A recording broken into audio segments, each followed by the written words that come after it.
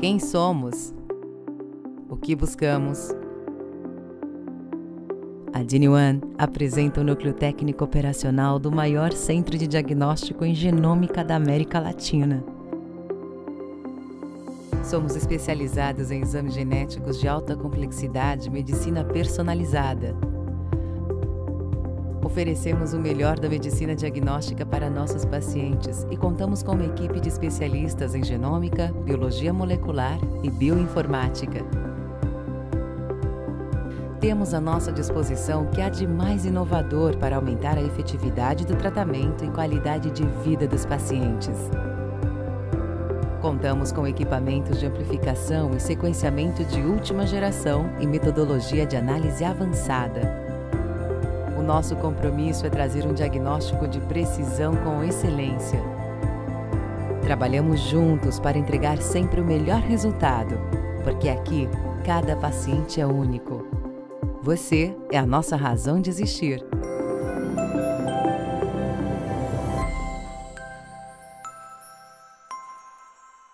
Olá pessoal, tudo bem? Desculpem o atraso, mas por questões de segurança eu não consegui ter acesso ao Zoom aqui, mas o Kayat vai fazer a apresentação da aula para mim. Estou um pouco ansioso por causa dessa correria, mas eu espero que a gente possa discutir alguns aspectos interessantes que todos possamos... Está aparecendo aí? Está aparecendo sim, Tá Léo. ótimo. Então, só para lembrar todo mundo, esse curso essa aula é parte de um curso, né, que está acontecendo todos os dias. A gente está pouco mais da metade do curso já passado, vai terminar segunda-feira da semana que vem. As aulas anteriores, quem não teve oportunidade de assistir, a gente já está conversando com o pessoal do marketing, vão ser disponibilizadas no YouTube, numa playlist própria, para que todo mundo possa assistir o que quiser. Amanhã vamos ter aula de mama, então a agenda vai sendo divulgada ao longo dos dias e vamos aproveitar. Então vamos lá, Léo. Vamos para o próximo. Vamos começar a aula, gente. Bom, o papel do patologista cada vez é mais amplo, né? Todo mundo vê o patologista como só a pessoa que faz o diagnóstico das doenças, né? Próximo. Mas além de diagnosticar doenças, próximo, a gente também tem que falar... Ixi, já passou 2. A gente tem que dar informações cada vez mais sobre fatores preditivos e prognósticos, né? Ou seja, orientar o tratamento. Próximo. E também, cada vez mais é papel do patologista participar do diagnóstico de síndromes hereditárias. E é mais ou menos focado nisso que vai ser essa apresentação hoje, né? Muito focada em síndromes hereditárias, em tumores urológicos, que a gente vai fazer vamos mergulhar um pouquinho nesse universo aí. Vamos para o próximo. Bom, a gente sabe que a classificação da OMS, dessa série dos livros azuis, né, ela já busca muito essa correlação da morfologia, topografia, da clínica, alterações genéticas e também já começa a colocar muitas informações quando ele coloca a genética, não só as alterações genéticas tumorais, mas também a associação com síndromes que essas neoplasias podem estar associadas. O próximo.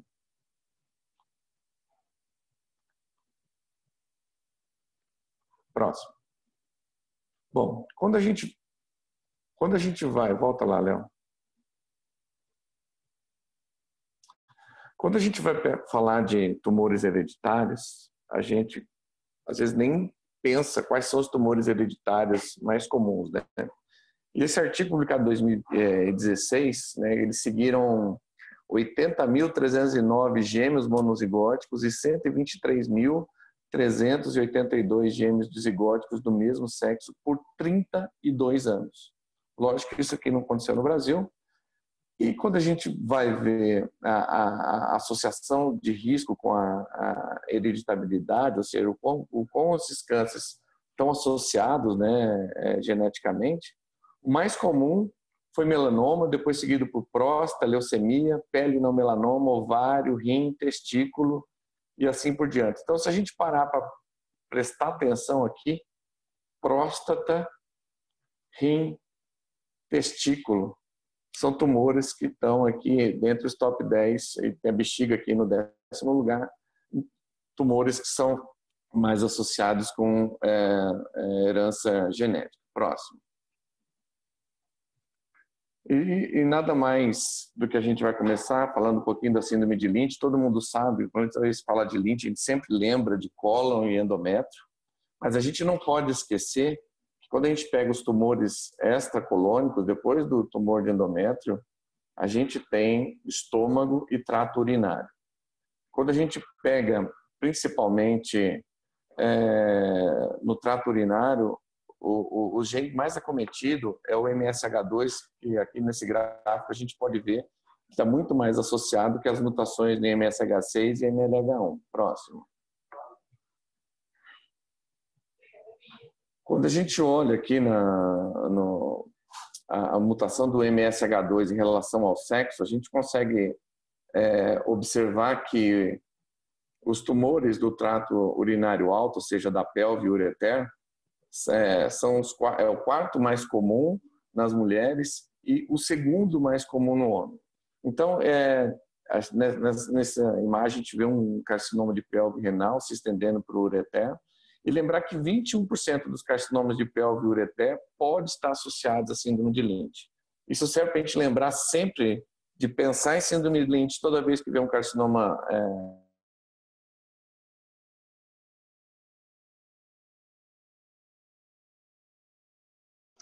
Seu áudio travou, Cristóvão. É que me ligaram. A gente sempre tem que pensar na síndrome de Lynch toda vez que a gente pega um tumor de urotélio e ureter. Então, a gente sempre tem que pensar em Lynch e pedir os marcadores de instabilidade para fazer o screening, tá? Que é muito mais comum do que a gente imagina. Próximo. Quando a gente olha aqui as mutações, quando a gente esses pacientes com carcinoma do trato urinário alto, esses tumores que têm uma carga mutacional muito maior, geralmente são os tumores associados a Lynch, que a gente sabe que, devido aos erros do pareamento do DNA, esses tumores são hipermutados e têm uma quantidade 200 vezes maior de mutações do que aqueles pacientes, aqueles tumores que não são associados a Lynch. Mas a gente sabe também que, dependendo do órgão, cólon, reto, é um grupo de genes diferente daqueles que acontecem no endométrio, e aqui na pelve renal e ureter, a frequência dos genes os genes afetados são mais ou menos iguais, só que numa frequência muito maior de mutação. O próximo. Bom, e a gente não pode esquecer que a presença de instabilidade, né, de microsatélites é um marcador agnóstico, ou seja, qualquer tumor que tenha instabilidade de microsatélite é autorizado pelo FDA, não no Brasil ainda, ao paciente fazer o tratamento com imunoterapia. E a gente vê aí o que é carcinoma coloretal em azul e outros tumores está em preto, ou seja, que a gente também pode ter uma boa resposta à imunoterapia nesses pacientes com instabilidade de microsatélite, independente qual o sítio dessa neoplasia. Próximo. Quando a gente olha essas figuras, né, começando assim do lado superior esquerdo, indo para a direita, a gente vê uma imagem no cerebelo, um hemangioblastoma, a gente vê várias lesões cutâneas nessa pessoa. Na terceira figura, a gente começa a ver os cistos pulmonares aqui, né, como se fossem enfisemas, bolhas, né, mas são cistos pulmonares. Mais à direita a gente vê um tumor renal grande, né, com uma excrescência, com uma vegetação, parece, na parede. Embaixo à esquerda a gente vê um útero com múltiplos leiomiomas, depois ao centro a gente consegue ver uma íris com melanoma e à direita a gente vê um paciente com paraganglioma e múltiplas metástases. Próximo. O que isso tem em comum? Né? A gente tem várias síndromes que são associadas a pacientes com câncer renal. Né? Então, a gente tem von Hippel-Lindau, que são os clássicos hemangioblastomas, os pacientes com esclerose tuberosa, Birt-Hogg e Dubé, lembrar sempre dos cistos pulmonares, carcinoma renal papilífero, que tem uma mutação germinativa, que pode ter, principalmente quando ele é múltiplo, né, do MET, leiomiomatosi hereditária, quando a gente tem mutação do fumarato hidratase, a síndrome do câncer hereditário associada ao BAP1, que também está associado a vários tumores, né, mesotelioma, melanoma também está associado, e a síndrome do paraganglioma feocromocitoma hereditário associada à mutação de SDH. Próximo. E aí cada síndrome dessa está associada a tipos histológicos diferentes, né? Quer seja carcinoma de células claras, aqui no von Hippel-Lindau, angiomiolinfomas, esclerose tuberosa, oncocitoma, carcinoma cromófobo e tumores híbridos no Birt-Hogg do B, carcinoma papilífero tipo 1 na mutação do MET, os carcinomas fumarato hidratase deficiente na mutação de FH, aqui na associada síndrome do BAP, a gente tem que sempre pensar primeiro em carcinoma células claras, depois cromófobo e papilífero, e por último, lógico, associado à mutação de SDH, os SDH deficient, os carcinomas de células renais deficientes para SDH. Próximo. Bom, quando a gente olha nos dados do TCGA, a gente vê aqui que mutações germinativas, eles acharam 6% dos carcinomas de células claras, sendo os principais genes mutados VHL, von Hippel-Lindau e BAP1. Carcinoma papilífero, 9% de mutação germinativa, sendo os principais genes fumarato hidratase e MET. E carcinoma cromófobo, também 6%, os principais genes são SHEC2, NF1 e MSH6. Ou seja, se a gente olha, a frequência não é tão baixa, né? E isso leva a gente a pensar que se a gente não manda esses pacientes para investigação, muito provavelmente a gente vai perder essa síndrome. E você vai ver que boa parte dos pacientes não tem história familiar, não tem história de câncer familiar, mas tem mutações germinativas. O próximo. Bom, o que é recomendado, né, pela CMG para avaliação genética desses pacientes? Né? O carcinoma de células claras, em qualquer um dos seguintes critérios. Então, idade menor de 50 anos, tumores bilaterais ou multifocais e mais que um parente próximo, carcinoma de células claras. Todos os pacientes com carcinoma papilífero tipo 1 e 2 devem ser encaminhados para aconselhamento genético. Todo paciente com carcinoma ductal, todo tumor com histologia compatível com Birt-Hogg do B, né? Ou seja, aqueles pacientes que têm tumores múltiplos, seja cromófobo, oncocitoma ou tumores híbridos. Carcinoma de células renais com pelo menos 2 características adicionais à síndrome de Coden, né? Que é a mutação germinativa do PITEM, às vezes é macrocefalia, hiperqueratose palmoplantar, tem alterações de mucosa, pode ter múltiplas lesões papulosas na mucosa, pode estar associada a câncer de endométrio, câncer de tireoide, angiomilipomas e uma das características adicionais da esclerose tuberosa. Próximo. Quando a gente vai ver, a gente tem, na esclerose tuberosa, a gente tem N lesões diferentes, né? No cérebro bastante rico, né? Os nódulos subependimários, as trostomas de células gigantes subependimárias, os transtornos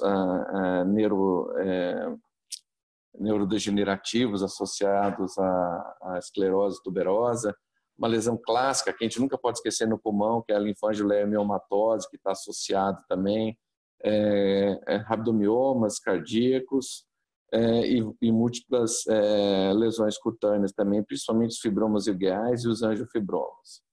Próximo. A síndrome de von Hippel-Lindau, aqui a gente olha o A, a gente vê aqui um hemangioblastoma, e vê que o B, a gente vê um tumor que também está associado ao von Hippel-Lindau, e eu não sabia também, que é o tumor do saco endolinfático. A gente olha que além do tumor do saco endolinfático, nessa setinha, esse paciente também tem um hemangioblastoma pequeno aqui. No C, um hemangioblastoma na coluna. Angiomas de retina, a gente vê no D.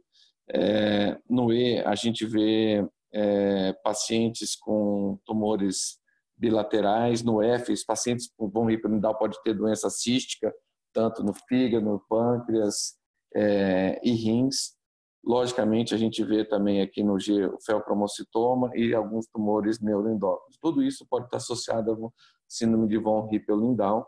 E no rim, o mais comum é a gente ter o carcinoma de células claras. Próximo. A síndrome de Birt-Hod do B, ela é ocasionada pela mutação do gene, que é FLCM, que é o gene da foliculina. Geralmente a gente pode ter, como eu falei, nas carcinomas cromófagos, oncocitomas, tumores híbridos e multifocais, e também pode ter associado carcinoma de células claras. A gente tem esses fibrofoliculomas cutâneos e cistos pulmonares e pneumotórax espontâneo desses pacientes. Lembrar que geralmente esses tumores são sempre múltiplos, né? Dificilmente ele vai ser um tumor único. Próximo. O carcinoma papilífero hereditário, toda vez que a gente se desconfiar dele, a gente tem que desconfiar com o paciente que tem múltiplos carcinomas papilíferos do tipo 1 no rim. Geralmente esses tumores são multifocais no rim. E a grande vantagem é que a gente tem algumas drogas disponíveis, mostrando aqui, a gente consegue ver respostas aos inibidores de MET, como o crizotinib, que foi uma droga desenvolvida para ser inibidor de MET, que se a gente não fizesse diagnóstico, não sequenciar os tumores, a gente sabe que os carcinomas papilíferos também podem ter mutação de MET, e quando eles são familiares, essas mutações são germinativas, lógico, quando eles são múltiplos, aumenta a chance de ter mutação germinativa, e também isso é um alvo terapêutico também. Próximo.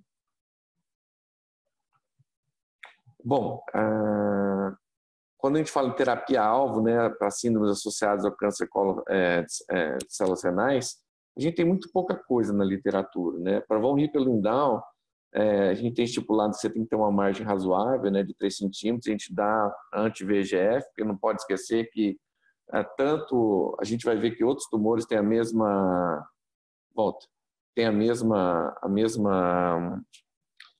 alteração molecular, ou seja, esses pacientes que têm mutação em VHL, eles têm aumento da vascularização, né, eles têm aumento de VEGF por inibição, por não degradar o RIF, né, a hipóxia, o fator induzido pela hipóxia. A esclerose tuberosa, a gente tem o everolimus, que é o inibidor de mTOR, que a gente sabe que estão alterados nesses tumores. Birt-Hod do B a gente não tem nada. E os carcinomas papilíferos hereditários, a gente já falou que é uma esperança ao tratamento com os inibidores de MET, como o crizotinib. O próximo.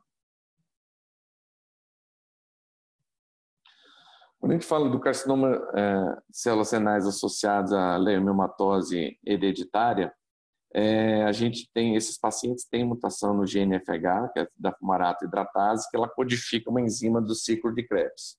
10 a 20% desses pacientes vão desenvolver carcinoma de células renais, e geralmente ele tem uma arquitetura de carcinoma papilífero do tipo 2, ou seja, aquele papilífero com as células eosinofílicas, exuberante, comumente está associado a leiomiomas uterinos, ou seja, tem 100% de penetrância, geralmente as mulheres vão ter leiomiomas, e leiomiomas cutâneos, que nem sempre são tão fáceis de ver como nessa foto, às vezes, mas toda vez que você procura, você faz esse diagnóstico, você procura, você vai achar, eles podem ser discretos a múltiplos.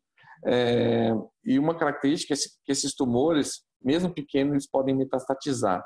E a característica que a gente já vê nessa figura aqui, que faz a gente sempre desconfiar, toda vez que a gente tem um tumor de células eosinofílicas, principalmente quando ele tem um componente papilífero, ver esse nucleolo bem cereja, bem grande e com um halo claro perinucleolar. Então essa é uma dica histológica para a gente desconfiar dessa entidade. Próximo.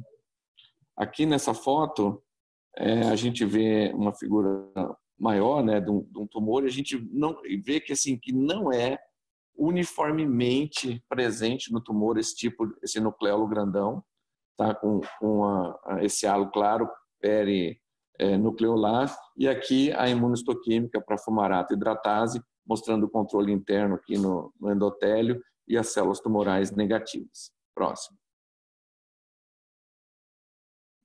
Quando a gente olha essa figura aqui, a gente tem o ciclo de Krebs.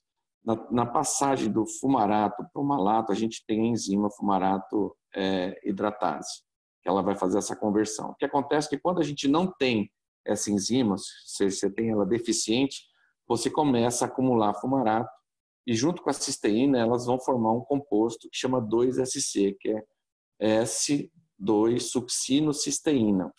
Isso serve para a gente, porque assim, isso também é um marcador que a gente pode usar a imunistoquímica para fazer esse diagnóstico. Próximo.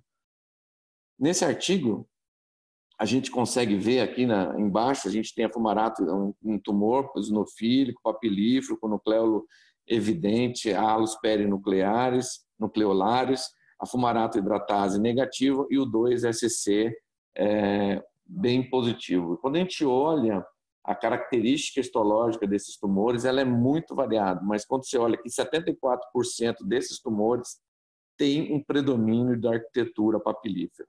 Tá? Então, são tumores eosinofílicos, predominantemente papilíferos, mas sempre prestar atenção para a história, às vezes mulher que fez esterectomia muito cedo, por causa de leiomiomas, e também essa característica nucleolar do tumor para a gente desconfiar. Próximo. E aqui uma figura mostrando que esses pacientes também podem se beneficiar com o uso de anti-VEGF, que aqui o bevacizumab, nessa figura só para a gente mostrar que se a gente não tiver a hidroxilação do RIF, que é feito por essa enzima HPH aqui, e o complexo de von Hippel-Lindau intacto, a gente vai ter o acúmulo do RIF, né, que é fator induzido pela hipóxia, e o acúmulo do RIF vai levar ao aumento de expressão de VEGF, TGF-alfa, GLUT1, PDGF e eritropoetina, que são fatores associados à proliferação celular. Então, uma tática também, assim como tumores associados a von Hippel-Lindau, é usar os anti-VEGF para esses pacientes, ou seja, mais um motivo para a gente conseguir fazer o diagnóstico acurado para tratar adequadamente esses pacientes. Próximo. Aqui um estudo mostrando, eles estudaram, fizeram um painel germinativo em 254 pacientes com carcinoma de células renais, estadio 3 e 4. 10% dos casos, ou seja, 7 casos, aqui tinham mutações germinativas em fumarato hidratase. Nenhum desses pacientes, desses 7 pacientes, tinha história familiar de câncer de células renais. E nenhum tinha notado ter lemiomas cutâneos antes do diagnóstico genético. Se a gente pegar esse grupo aqui da esquerda, são mutações associadas ao carcinoma de células renais. Aqui a gente vê fumarato hidratase, BAP1, MEDIAS, DHA, B, von Hippel-Lindau. E do lado direito, mutações associadas com outros tumores. Ou seja, aqui CHEK2, APC, multi-H, né? A gente nunca pensa em encontrar câncer de rim, paciente com situação de multi-H, ou seja, a gente vai sempre pensar em câncer coloretal, ATM, EPICAM, ou seja, na verdade isso aqui mostra que quando a gente começa a procurar estudar as famílias com câncer, a gente começa cada vez mais a achar a presença de mutações de genes que teoricamente não estão associados com aquele tipo de tumor que a gente está procurando. Isso a gente só vai ganhar com o tempo à medida que cada vez a gente estuda mais essa população com câncer e a gente vai começar a somar riscos com genes que a gente não pensava antes que estava associado com câncer de rim, como aqui, sei lá, o ATM ou o multi-H, que eu nunca tinha escutado essa correlação. Também não sou geneticista. Depois a doutora Tereza, se ela tiver, ela pode comentar um pouco. O próximo. Bom, a síndrome do câncer associada ao BAP1, o BAP1 é uma deubiquitinase, ela é uma proteína que ajuda a degradar outras proteínas e está associada a vários tipos de tumor, como melanoma, mesotelioma, carcinoma de células renais e múltiplos nevos de Spitz. Próximo.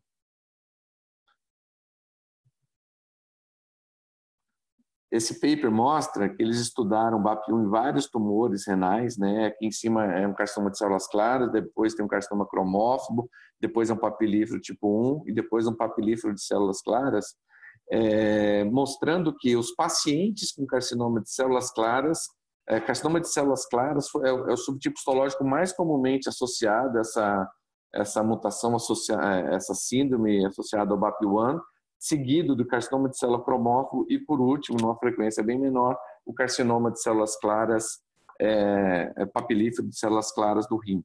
Ou seja, mais uma vez a gente pensa, né? Se a gente começa a pensar em pedir esses marcadores na rotina, a gente vai acabar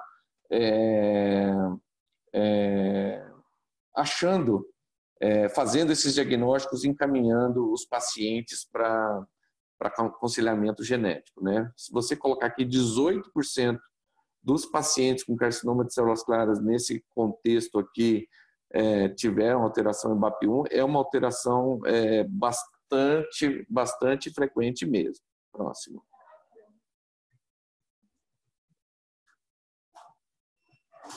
Bom, ainda nesse contexto da síndrome, a gente vai falar de síndrome de paraganglioma, feocromocitoma hereditário, né, que é associado a mutações dos SDH, a gente chama SDH-X, pode ser SDH A, B, C, D ou F.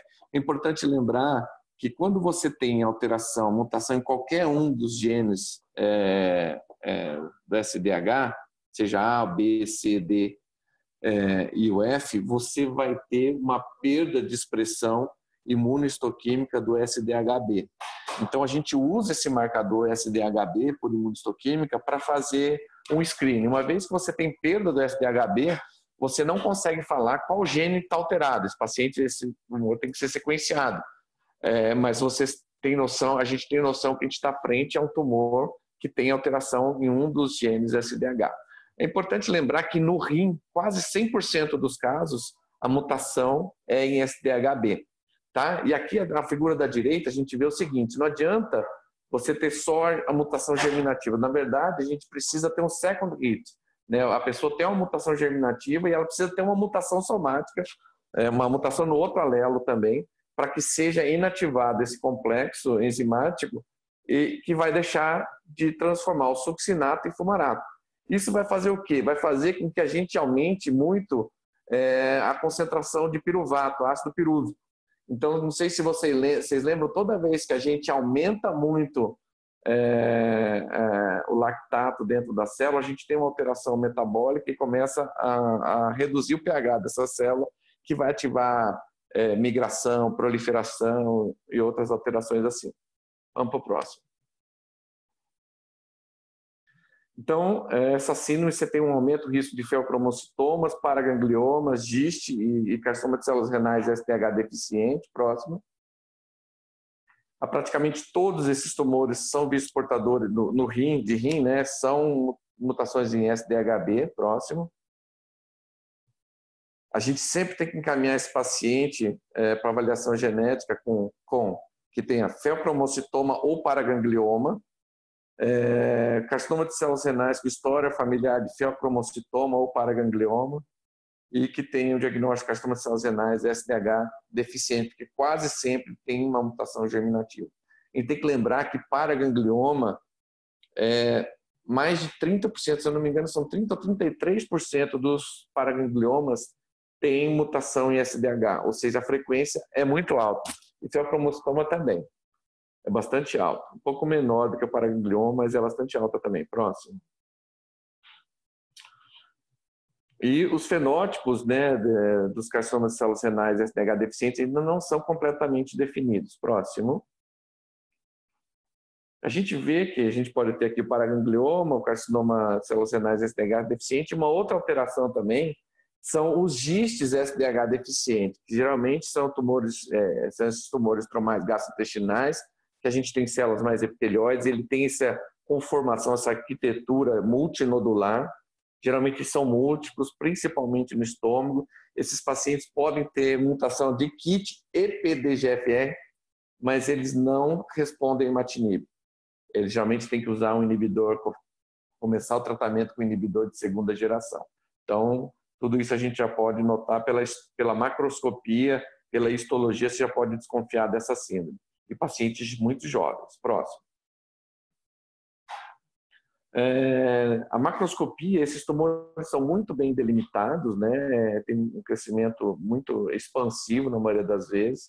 Esses pacientes têm 14% de desenvolver câncer de rim e a frequência é extremamente baixa, de 0,05% a 0,2% dos carcinomas de células renais, e podem acontecer uma média de 35 anos, mas de 1 a 76 anos.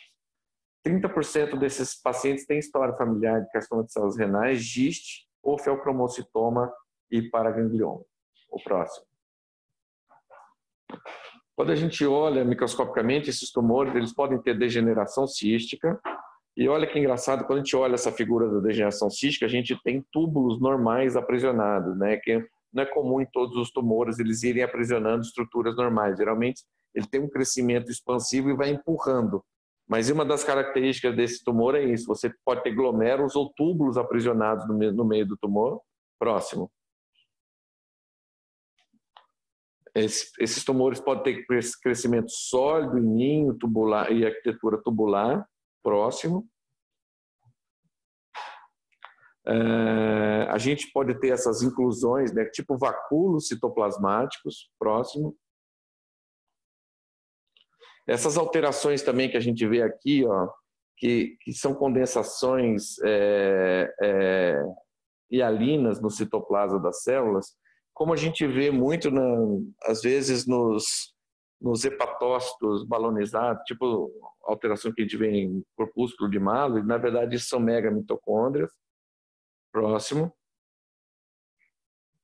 Também a gente tem como característica esse citoplasma bem floculento, mas não é uma característica oncocítica da célula. Olha a membrana, ela não é bem delimitada e bonita como a gente vê no oncocitoma.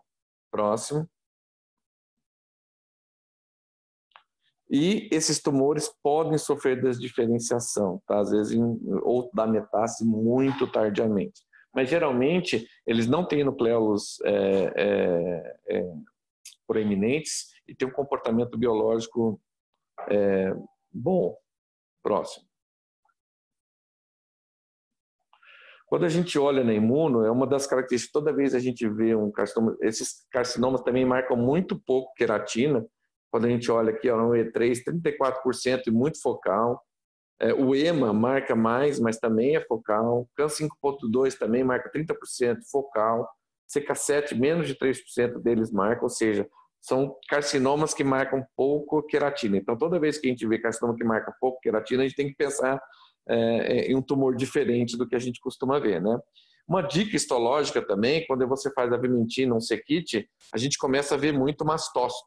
Então, uma das características desse tumor é ter também uma quantidade razoável de mastócito dentro dele, que é uma dica que a gente pode usar para pensar nessa entidade. E aqui embaixo você vê a foto da imuno, do SDHB, mostrando aqui os túbulos normais marcando e o tumor que perdeu a expressão do SDHB.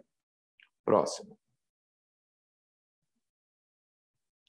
Aqui o que a gente pode oferecer nesses casos? A gente tem para os tumores, né, o nosso painel Target One, que a gente viu aqui que tem algumas coisas que são interessantes, principalmente quando a gente quiser pesquisar amplificações e mutação no MET.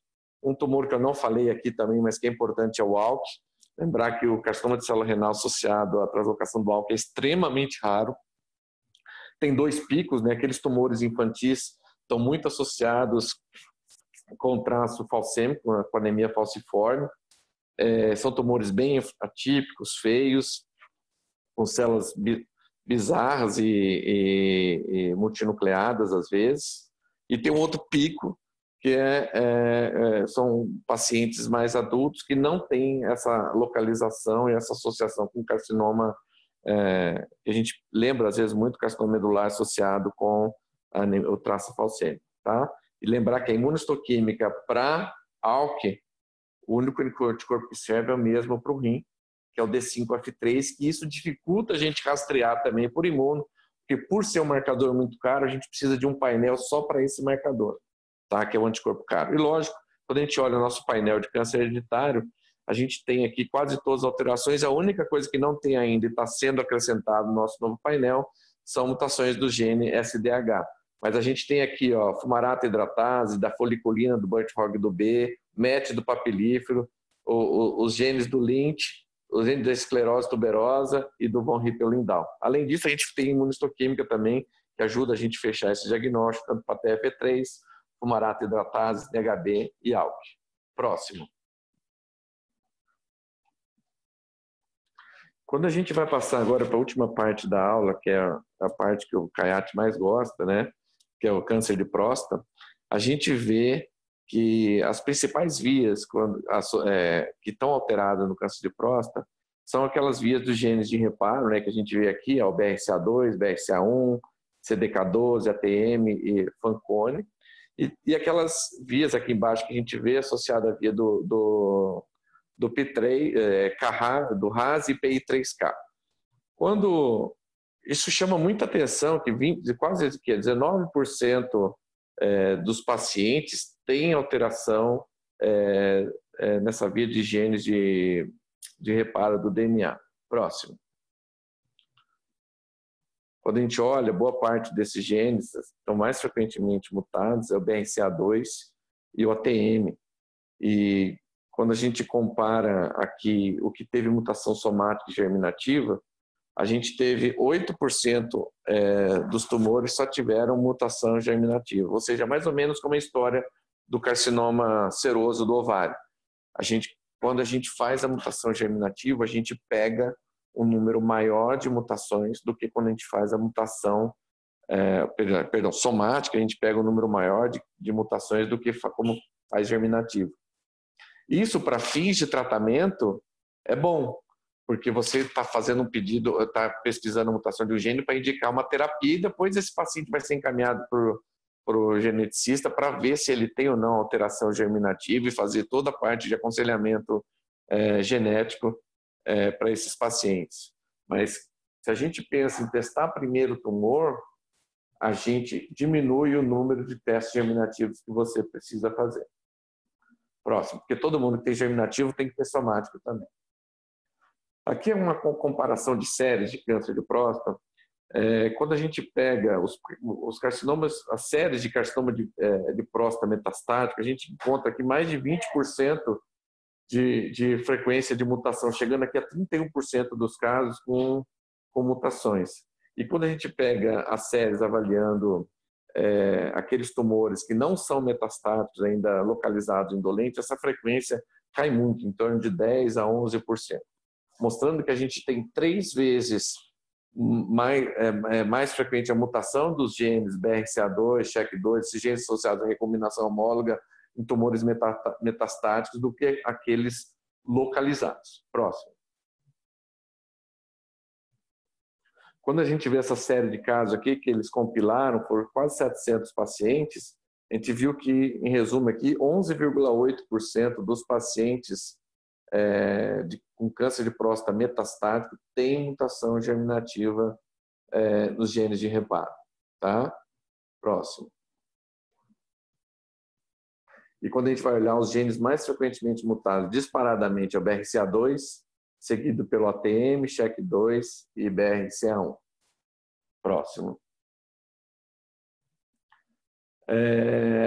Quando a gente olha aqui o hazard ratio, ou seja, o risco que um paciente tem, que tem mutação de BRCA2, desenvolver um câncer de próstata metastático é 18,6 vezes do que aqueles que não têm, mostrando que é um fator de risco importantíssimo para o câncer de próstata e, geralmente, esse carcinoma é agressivo. Próximo. Então, devido à alta frequência de mutações nos genes associados ao reparo do DNA em pacientes com câncer de próstata metastático, que é de cerca de 11,8%, isso é muito maior que os 1,2% a 1,8% de mutações de BRCA2 em câncer de próstata localizado, ou as 7,3% de mutações em genes supressores de tumores nos casos de câncer de próstata hereditário, é recomendável que todos os portadores de câncer de próstata metastático sejam testados. É igual a gente viu o carcinoma de ovário e é igual que a gente viu nos pacientes com câncer de pâncreas. Próximo.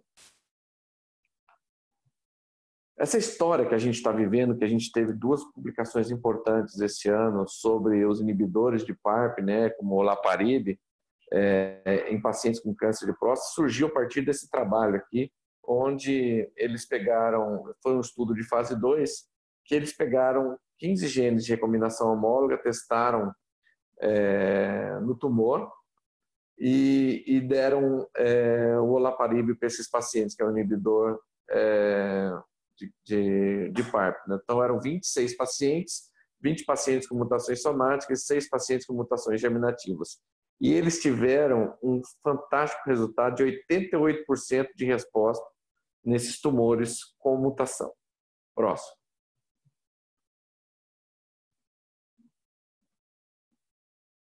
Aqui a gente olha que esses pacientes, em a linha azul aqui, a sobrevida radiológica livre de progressão à esquerda e aqui à direita, sobrevida global, foi muito maior nesses pacientes que tinham mutação e foram tratados por olaparib do que aqueles que não tinham mutação. Próximo.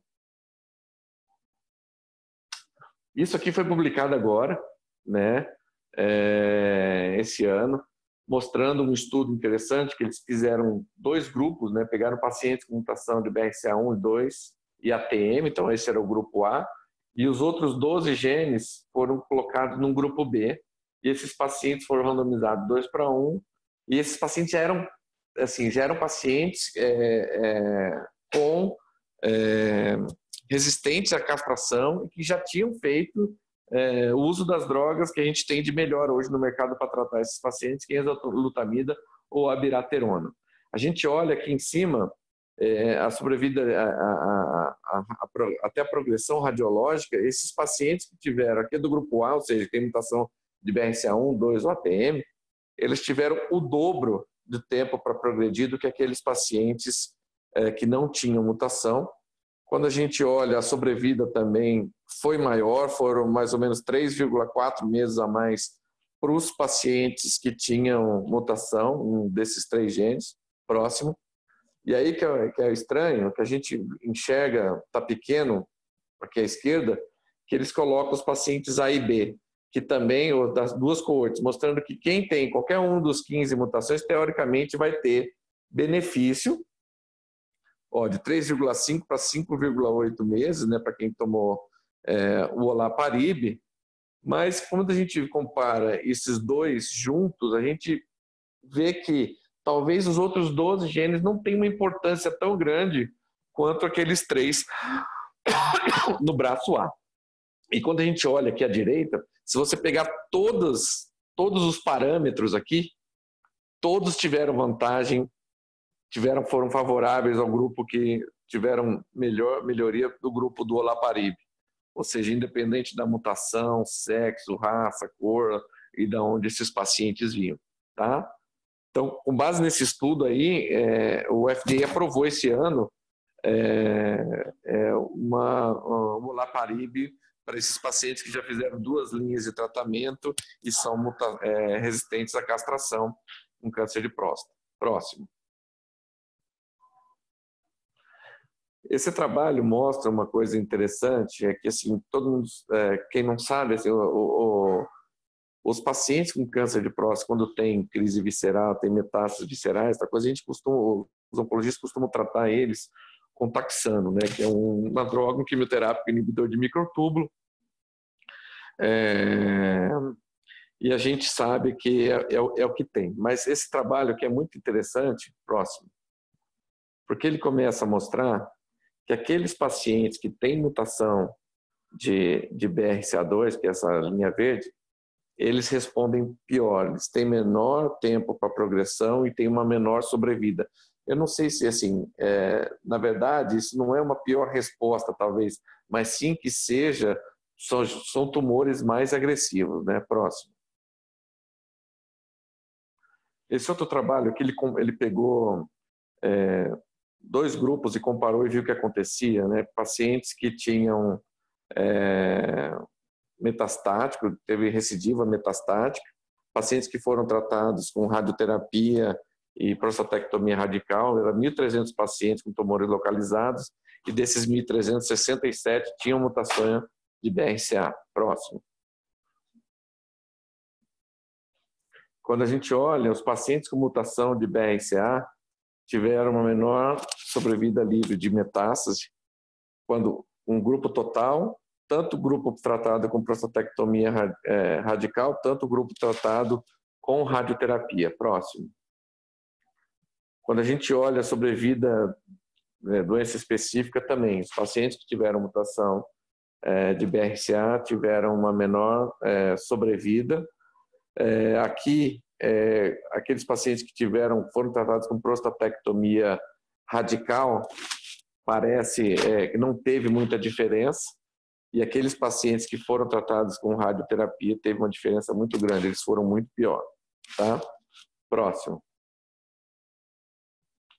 Então, pontos importantes aqui, né?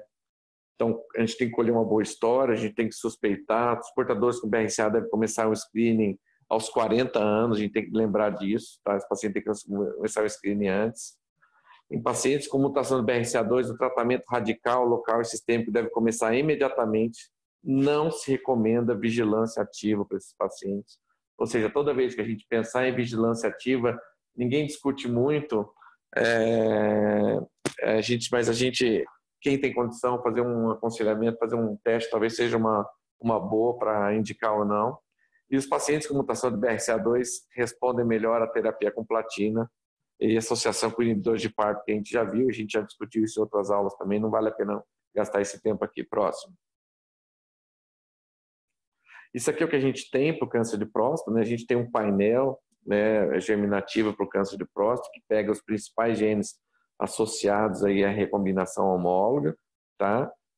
Síndrome de Lynch também, que pode estar associado, e o nosso painel de câncer hereditário, que pega também todos esses genes. Além disso, próximo,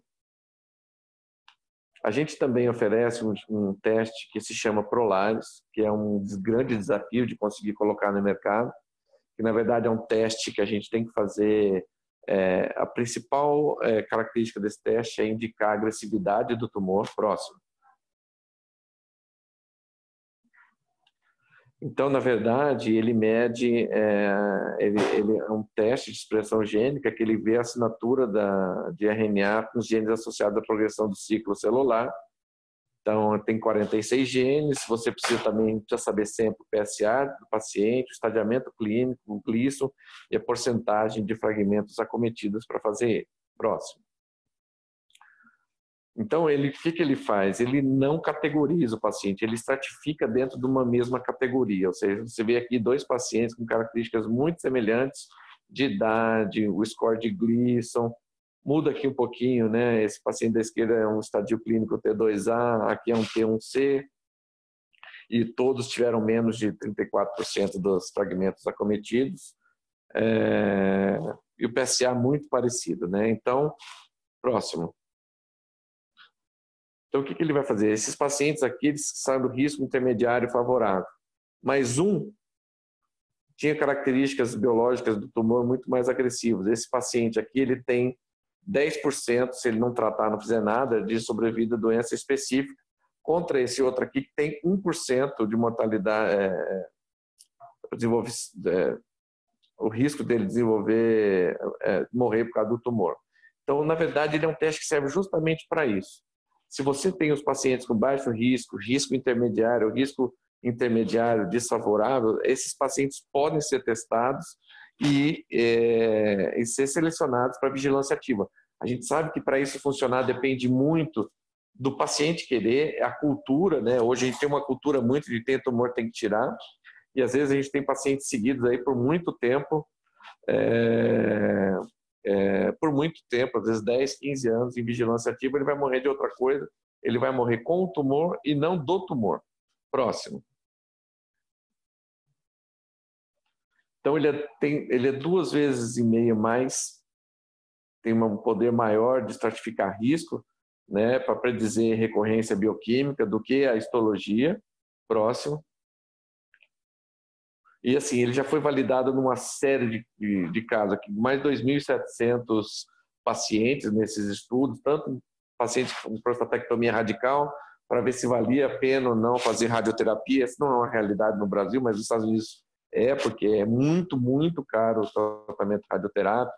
Nesses pacientes também, que já tem validação, paciente que diagnosticou câncer em RTU, para ver se valeria ou não a pena tratar definitivamente esses pacientes, mas a grande indicação ainda é nas biópsias, esses pacientes categorizados como um risco baixo ou intermediário, para ver se vale a pena ou não a gente seguir esse paciente com vigilância ativa. Próximo. Por último, aqui mais ou menos como o que a gente vê no laudo, né? Aqui embaixo é interessante, porque além do score molecular, tudo, você consegue ver aqui, ó, quando você considerar tratar esse paciente com vigilância ativa, por exemplo, esse paciente vai ter 3,6% de mortalidade de doença específica. E se você tratar esse paciente, ou seja, com radioterapia ou cirurgia, ele tem 1,2% de chance de desenvolver metástase. Então, assim, é um exame que vai te dar um perfil biológico desse tumor, que vai fazer com que o paciente, junto com seu oncologista ou urologista, decidam qual que é a melhor forma de tratamento para ele. Próximo. Então, esse é mais ou menos o que a gente precisa, né? O laudo, o pedido, bloco e lâmina, o PSA, o estadiamento clínico. Muitas vezes a gente não tem essa informação de estadiamento clínico, às vezes o médico nem fez o toque no paciente para poder estadiar. Próximo.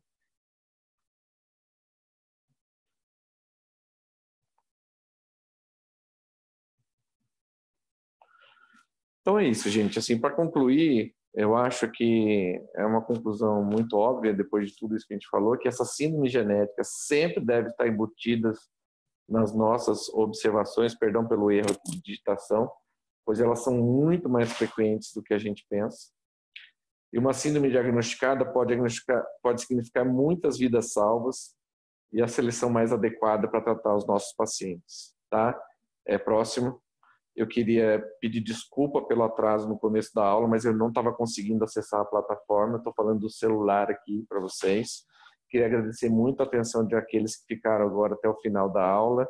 E eu estou aberto aí para as perguntas. O pessoal vai colocar aí a imagem da nossa avaliação. Por favor, vocês façam a avaliação da aula. Isso é muito importante para a gente. Enquanto você cuida das perguntas, Cristóvão, excelente aula, por sinal, né, como já era esperado, e gostei muito de aprender também bastante da parte de rim. Cada vez mais o tumor renal é uma doença genética, né, muito mais do que uma doença morfológica, né, isso é muito importante da gente ter noção. Eu vou abrindo a imagem da avaliação da aula, enquanto isso você pode ir vendo as perguntas, você consegue ver por aí?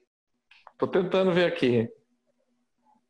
Paciente com câncer de próstata, no núcleo da próstata, que não é diagnosticado na biópsia, o Prolaris seria indicado? Então, tem estudo aí mostrando, né? Geralmente os tumores centrais da próstata, né? São teoricamente tumores que não são tão agressivos, desde que eles não têm histologia ductal, né?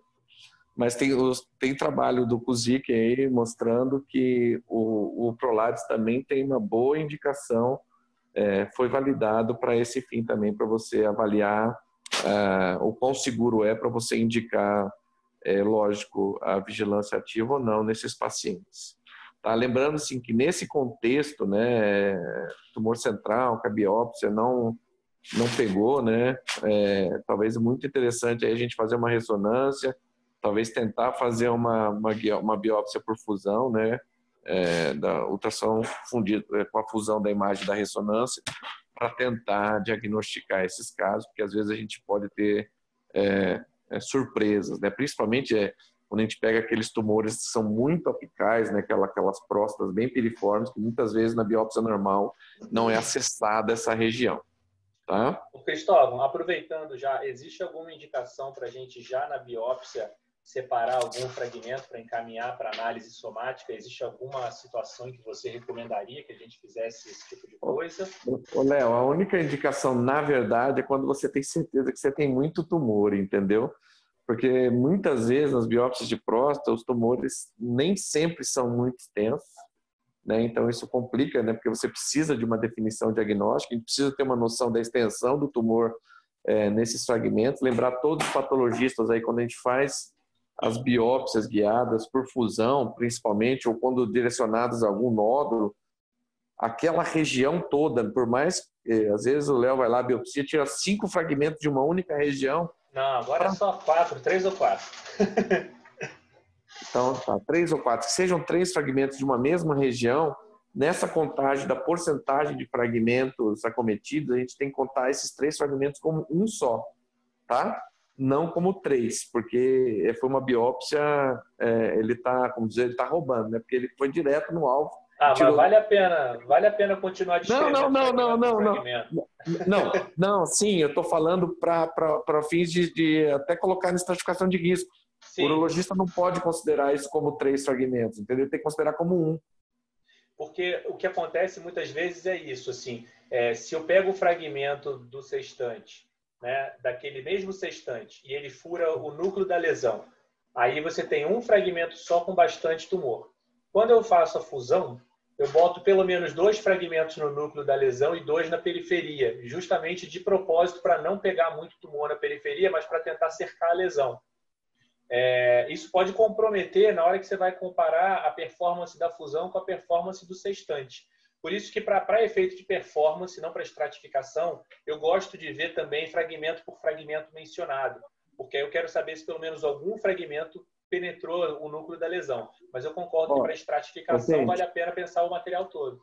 Essa informação que o Léo está dando é muito importante, tá? Porque assim, o urologista, não só o radiologista gosta, mas o urologista também, principalmente o oncologista. Por isso que a gente não pode esquecer que cada fragmento tem que ter um laudo separado, estratificação de Gleason separado, não é colocar tudo dentro do liquidificador e soltar como diagnóstico único, não. A gente precisa entender a heterogeneidade tumoral e saber com que doença está lidando. Se você tem 10 fragmentos, 9 tem Gleason 6 e 1 tem Gleason 8, você não pode falar que o Gleason final desse tumor vai ser 8. Ou que ele vai ser... entendeu? Assim, a gente precisa descrever fragmento por fragmento. Eu sei que muitas pessoas não falam isso, mas isso é que é recomendado pelo Colégio Americano de Patologia. Não, é muito trabalhoso, mas é muito importante para a gente adequadamente avaliar esse paciente. Aproveitando para fazer nosso jabá, a gente vai, depois que esse curso terminar, a gente vai inaugurar uma série de aulas, né, que o Cristóvão está muito envolvido nisso também, de correlação radiopatológica. Então, a gente vai ter radiologistas e patologistas discutindo casos sobre a mesma doença. Às vezes vão ser o mesmo caso, outras vezes vão ser imagens representativas da mesma doença. E uma das primeiras aulas vai ser a aula que eu tenho com a Andréa Munerac, do Rio de Janeiro, que é a patologista que vê as biópsias que a gente faz pela DASA. Né? Então, a gente já tem uma aula que já demos essa aula em alguns congressos e essa aula foi muito bem recebida. A gente vai apresentar essa aula também, se não semana que vem, deve ser na próxima, mas a gente vai divulgar isso nos mesmos canais onde vocês receberam. Cristóvão, antes de passar para a próxima pergunta, só queria se você pudesse dar uma palhinha do Mitomic Test para próstata, do MPT. Putz, perdão, esqueci de colocar esse teste. Nada, não, mas eu sei que como a gente ainda não oferece, acho que é um negócio mais para... Na verdade, o Mitomic é um teste que vai ser fantástico. Na verdade, a gente está fazendo o Léo, que é o PI aqui, né, Léo, está fazendo um estudo de validação da nossa população, que é um teste que ele avalia uma deleção de 54 quilobases no DNA mitocondrial. Então, eles notaram o seguinte, que quando o paciente tinha essa deleção, estava muito associado ao câncer de próstata. Então, qual que é a ideia? Né? Ele foi validado no começo para os pacientes que fizeram a primeira biópsia e depois saber se valeria a pena ou não fazer a segunda biópsia através desse teste. Ou seja, é um teste que você faz no sangue. Então, se for negativo, esse paciente não tem, teoricamente, ele não tem benefício de ter a segunda biópsia, que provavelmente ele não tem câncer. Então, o que a gente está fazendo é justamente isso, né? Que o Léo pode contar melhor que eu. É um estudo que todo mundo que está sendo levado para a biópsia vai colher o sangue e a gente vai comparar com os resultados da ressonância e da biópsia esse exame. Porque o que acontece é que a gente tem um teste extremamente sensível, né? Que é o PSA, mas que a gente sabe que o PSA pode ser elevado por N razões. E me parece, e o que parece que a literatura mostra, é que a deleção desse DNA mitocondrial é um marcador razoavelmente bastante específico para o câncer de próstata e que daqui a pouco a gente pode selecionar melhor esses pacientes que vão fazer tratamento ou que merecem ir para biópsia ou merecem ir para uma biópsia ou para ressonância ou biópsia com fusão baseado nesse exame. Você quer falar um pouco mais? Né? Como toda ressonância suspeita costuma ter uma boa correlação com o diagnóstico de câncer, né? Talvez, e como todo paciente que tiver algum momento de diagnóstico de câncer vai acabar precisando da ressonância para o seu estadiamento e para avaliação da doença, acaba que é difícil você tirar a ressonância do jogo. Mas a pergunta, e eu acho que esse vai ser um ponto muito legal para inserir o MPT, esse teste, e aqueles pacientes com PSA elevado ou PSA persistentemente elevado, e com ressonância negativa, né? Com ressonância PIRADS 2 ou menos. Como você faz para ter uma tranquilidade de não biopsiar esse paciente? eu acho que esse teste vai ajudar a melhor estratificar, e essa é a maioria dos pacientes, tá? A maioria dos pacientes que fazem ressonância recebem um PIRADS-2. Então, como a gente vai dizer que esse paciente vai ter uma tranquilidade maior? Claro que além de usar a densidade do PSA, além de usar a história familiar, todos os dados clínicos, eu acho que a gente vai ter mais um recurso para poder oferecer. Deixa eu responder que eu não tinha visto, tem várias perguntas aqui, uma do Cristiano falando do SDH, que a gente sabe que está associado a maior agressividade no feocromocitoma e paraganglioma. Não é que são tumores indolentes, Cristiano, eles têm o mesmo comportamento biológico do carcinoma de células renais normais, tá? Aqui a Andresa perguntou se o Prolaris é um tipo de oncotype como de mama. É exatamente isso. A ideia justamente é essa, para você indicar ou não o tratamento. A André perguntou o custo do Prolaris. Está aí a justificativa, né? Porque muita gente não faz também. É um exame caro, se eu não me engano, custa R$16 mil, tá? Mas é aquela coisa, né? De você evitar, né, a impotência, a incontinência urinária e ter uma vida sexual melhor. Então, as pessoas podem optar por isso. E paciente com tumor papilífero de rim tipo 1, múltiplo e bilateral, com sequenciamento negativo, qual o próximo passo? Sequenciamento negativo para quê? Né? Assim, se você pesquisou só o MET ou fez um painel? Né? Se você fez um painel, acho que a Tereza pode me ajudar nessa aí, se ela estiver ligada. Tereza não está logada como palestrante. Que só pena. se ela escrever no chat, Tereza. Esse paciente tem que ter uma investigação, uma consulta e montar ver o histórico familiar de câncer na família e talvez ele possa ter outras síndromes. Não é 100% também das síndromes que a gente consegue justificar, achar a mutação, mas o importante é que a gente suspeite sempre, né? Sempre pacientes com tumores múltiplos devem ser testados e screenados para aquelas síndromes que a gente mais frequentemente estão associadas. Mas vocês mesmos viram naquele artigo que eu mostrei lá, que boa parte dos genes mutados em carcinomas de células renais não estavam associados com síndromes descritas com carcinoma de células renais. Ou seja, cada vez mais é mais importante a gente fazer um painel amplo para tentar pegar alguma síndrome que não bate com a história, com os informes clínicos que esse paciente relata. Tá bom? Muito obrigado, Andresa. Eu acho que a gente está no tempo, né, Cristóvão? Sim, está no tempo.